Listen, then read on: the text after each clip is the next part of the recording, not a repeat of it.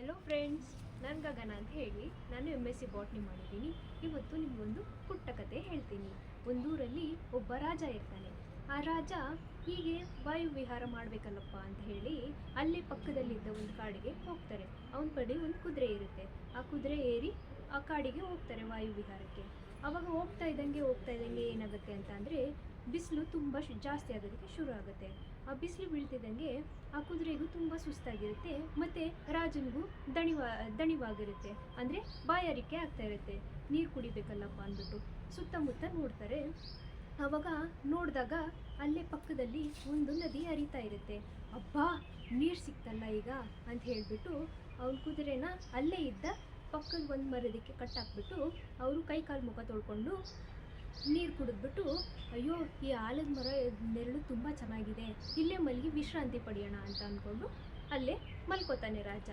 ಆ ಕಾಡಲ್ಲಿ ಏನಾಗುತ್ತೆ ಅಂತಂದರೆ ಅಲ್ಲೇ ಒಂದು ಪುಟ್ಟ ಪಕ್ಷಿ ಕುಟುಂಬ ಇರುತ್ತೆ. ಅಲ್ಲಿ ಒಂದು ಅಮ್ಮ ಮತ್ತು 2 ಮರಿಗಳಿರ್ತವೆ, ಪುಟ್ಟ ಮರಿಗಳು.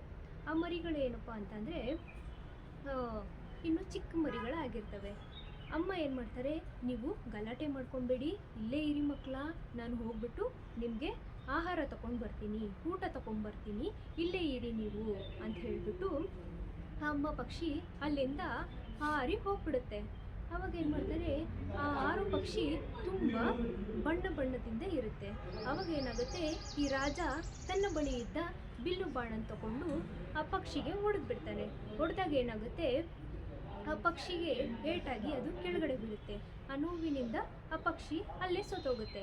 ಆವಾಗ ಪಕ್ಕದಲ್ಲೇ ತಿರುಗಿ ನೋಡ್ತಾನೆ, ಅಲ್ಲಿ ಆ ಮರಿಗಳು ಅಳೋದಕ್ಕೆ ಶುರು ಮಾಡುತ್ತೆ. ಅಮ್ಮ ಅಮ್ಮ ಅಂತ ಅಳೋದಕ್ಕೆ ಶುರು ಮಾಡುತ್ತೆ. ಆವಾಗ ರಾಜನಿಗೆ ತುಂಬ ಬೇಜಾರಾಗುತ್ತೆ. ಅಯ್ಯೋ, ಎಂಥ ಕೆಲಸ ಮಾಡಿಬಿಟ್ಟೆ ನಾನು, ಈ ಪಕ್ಷಿನ ಸಾಯಿಸ್ಬಿಟ್ನಲ್ಲ ನಾನು ಅಂತ ಅಂದ್ಬಿಟ್ಟು ಅವನಿಗೆ ಪಶ್ಚಾತ್ತಾಪ ಆಗುತ್ತೆ.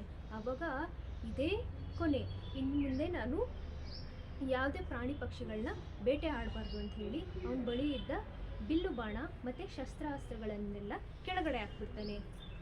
ಆಮೇಲಿಂದ ಈ ಪಶ್ಚಾತ್ತಾಪಕ್ಕೆ ಪರಿಹಾರ ಮಾಡ್ಕೊಬೇಕಲ್ಲ ನಾನು ಅಂತ ಹೇಳಿಬಿಟ್ಟು ಆ ಮರಿಗಳನ್ನ ತಗೊಂಡೋಗಿ ಅವನೇ ಸಾಕ್ತಾನೆ.